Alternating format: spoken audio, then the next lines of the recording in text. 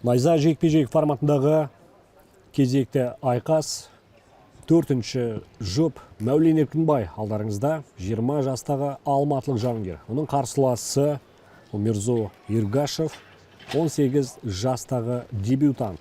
Әндіжан Өзбекстан тумасы екі құрдастың арасында біз тегеурінді қызықты тартысты жекпе-жек болады деген үміттеміз. Манап Қабдиев рефери тиісті нұсқауларды берді. Жекпе-жегіміз басталды. Бірінші раунд. Екі жауынгердің де оқтаулы мылтықтай атылуға дайын тұрған сәтті. Алаң ортасында Иргашев. Қазақстандық жауынгерде ақырын өзінің соққы бағыттайтын қашықтығын іздеуде. Алдамшы қимылдар көп жасауда.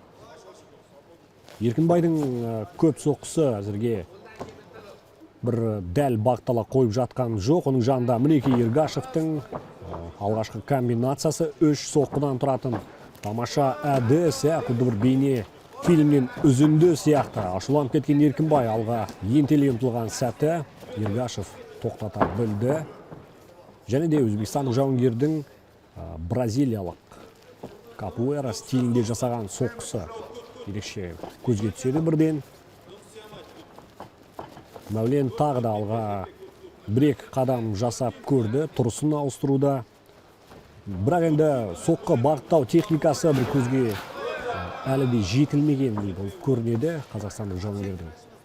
Әрине бұл жас, ал Иргашев оның жанында тиянақты, аяқ қолы тең жұмыс істейтін әмбебап жауынгерге ұқсатамыз.